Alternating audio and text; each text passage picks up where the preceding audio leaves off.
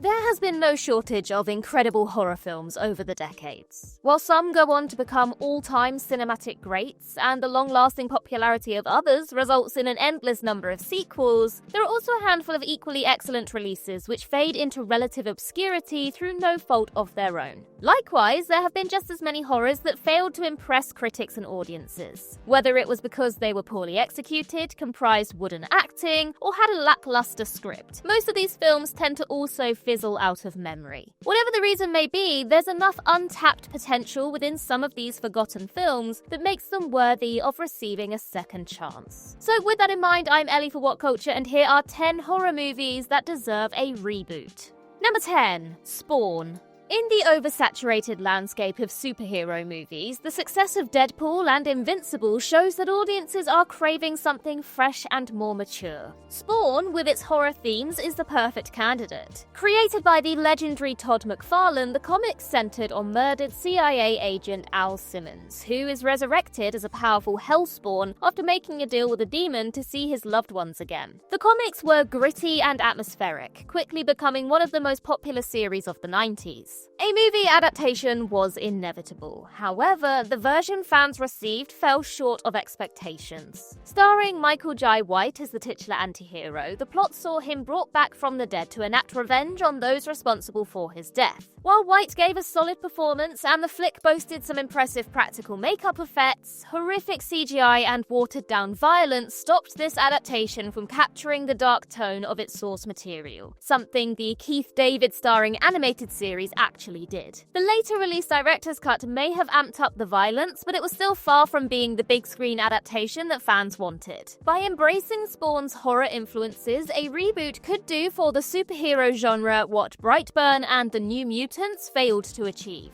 Number 9. Stay Alive. The second feature film from William Brent Bell, who'd go on to make The Boy and Orphan First Blood, Stay Alive follows a group of friends who play an unreleased horror game. The catch is that dying in the game causes them to meet the same fate in real life at the hands of the game's mysterious antagonist. Incorporating the real-life legend of Elizabeth Bathory while centering the narrative around an intriguing investigation, this underseen 2000s horror had a lot of solid ideas at its core. Instead of leaning it into its strengths to deliver what could have been the video game equivalent of The Ring, Stay Alive frustratingly devolved into early 2000s horror tropes, which consequently resulted in an underdeveloped and convoluted mess. With video game technology improving significantly since this film's release, and Hollywood showing that they're capable of taking video games more seriously, there's no better time to give this cursed video game a second chance to shine. By moving the action into VR and experimenting with modern game tropes like shifting environments, a reboot that doubles down on the original strengths would be a delight for fans of horror films and games alike.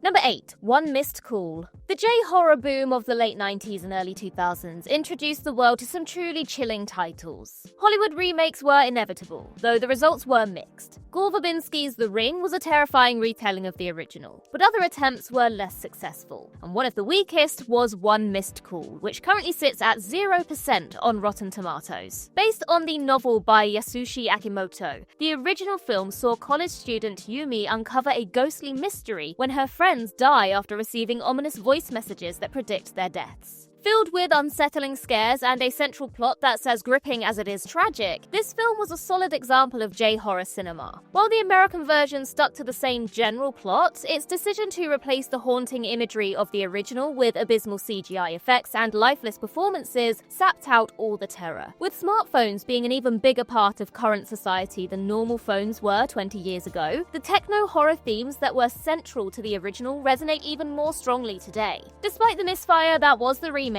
there's more than enough compelling ideas in the source material and its sequels to resurrect this underappreciated gem.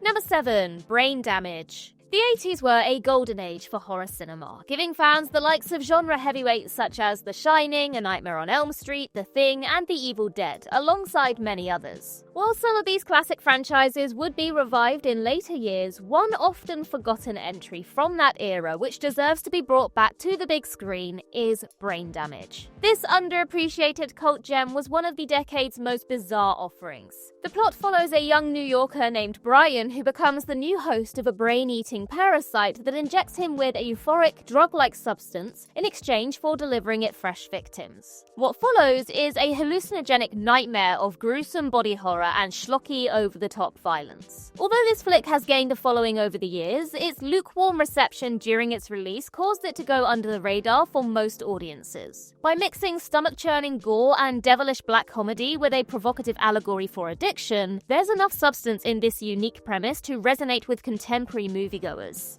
Number 6. The Cabinet of Dr. Caligari. Horror has been an integral part of cinema for over a century. Whether it's the classic monster movies of the 1930s, which gave audiences the timeless depictions of Dracula and Frankenstein's monster, to the creature feature boom of the 1950s, every decade has been home to a standout example of the genre, dating back to 1896's The Haunted Castle. One of the most influential, however, is The Cabinet of Dr. Caligari. Released in 1920, the film follows a man recounting his terrifying ordeal with the titular hypnotist and a brainwashed somnambulant named Cesare. What begins as a series of murders descends into a twisted tale of madness and paranoia. Alongside its chilling twists, the most striking element of this film was its visuals. Part of the German Expressionism movement, each shot is composed of intense shadows and warped set designs, which gave each scene a surreal quality that heightened the atmosphere. Although a 2005 remake of this film failed to resonate with critics and audiences, Robert Eggers' reimagination of Nosferatu proved that contemporary audiences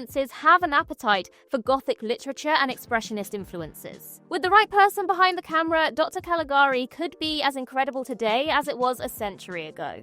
Number 5. Friday the 13th. Alongside Freddy Krueger and Michael Myers, hockey mask-wearing killer Jason Voorhees is one of the most recognizable horror villains of modern cinema. Since making his murderous debut in Friday the 13th Part 2, the character has slaughtered his way through numerous sequels, which saw him eventually travel to space in Jason X. Despite once holding the record for the highest body count for a slasher villain, this horror icon hasn't been seen on the big screen since a mediocre reboot in 2009. While Voorhees' fellow slasher alumni have continued to appear in recent projects, with Krueger rumored to appear in a new reboot, the killer from Camp Crystal Lake has remained noticeably absent from the scene. Although Jason's more recent outings were far removed from the horror classics responsible for his initial popularity, the character nevertheless remains a firm favourite amongst horror fans. With the success of the now defunct Friday the 13th game and the Terrifier and X trilogies revitalizing the slasher genre, Jason's comeback is long overdue. Now that the complex legal dispute over the franchise's rights has been resolved,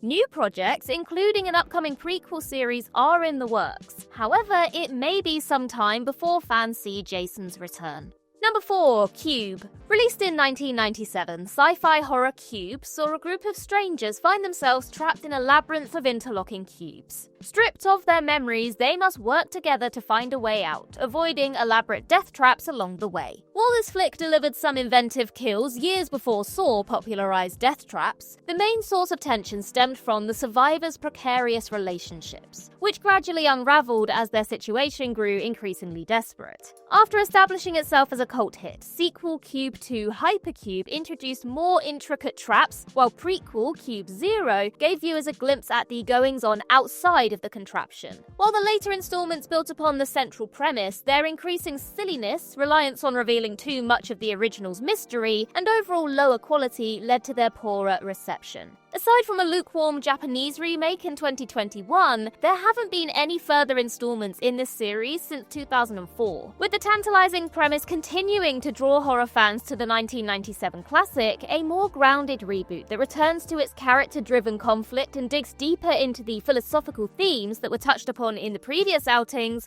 would be welcomed with open arms. Number 3. Darkness Falls. The early 2000s was home to some outstanding cinematic gems like The Ring, The Descent, and Saw. However, these years also saw studios churn out generic, low-budget outings to make a quick profit, most of which would fall into obscurity. And one flick from this era that stands out is Darkness Falls. Years after witnessing his mother's gruesome death at the hands of a sinister supernatural presence known as the Tooth Fairy, this 2003 release follows the protagonist's return to his titular hometown to stop the entity from harming another child. Despite its genuinely creepy opening and the spectre's striking presence, a by-the-numbers plot and uninspired scares quickly devolved this title into another forgettable horror. Although the flaws in the original were glaring, Darkness Falls had a lot of untapped potential. The villain only being able to move in shadows made her as frightening as she was unique, despite a convoluted backstory that added nothing to the plot. More importantly, the central themes of childhood trauma and mental health laid the foundations for what could have been a fascinating character study if the script had been tighter. There's enough going for this film to make revisiting its creepy town worth the effort.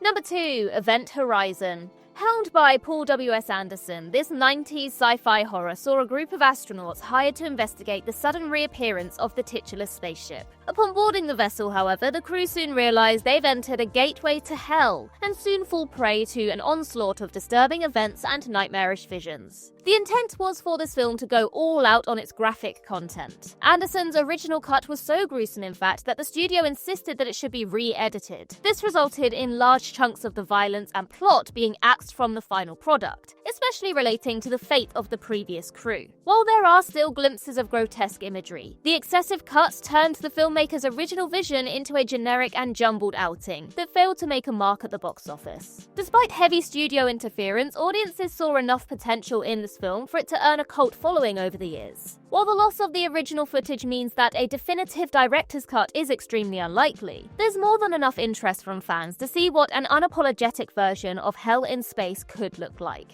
Number 1. Pumpkinhead. When his young son is accidentally killed by a group of rowdy teenagers, Ed seeks the help of a local witch to enact vengeance by summoning the eponymous monster. This is Pumpkinhead, a beloved cult favorite which blends monster movie and slasher flick to remarkable effect. Boasting practical effects that still hold up remarkably well today, Pumpkinhead told a tragic tale of revenge wrapped in an intoxicating southern gothic atmosphere. Pumpkinhead would later return in sequel Blood Wings in 1993 and made-for-TV installments Ashes to Ashes and Blood Feud in the mid-2000s. While the subsequent entries built upon the creature's lore, their inability to capture the magic of the original resulted in their disappointing reception. Pumpkinhead remains one of the most unique slasher films ever made over 3 decades after its initial release. Despite the collection of increasingly underwhelming sequels, fans have long hoped for a follow-up that would do justice to the original film. This film has deserved a reboot that captures the spirit of the 1988 classic for years now. With numerous reboots being proposed, the most recent coming from Paramount in 2021, it is possible that moviegoers could see Pumpkinhead's return soon.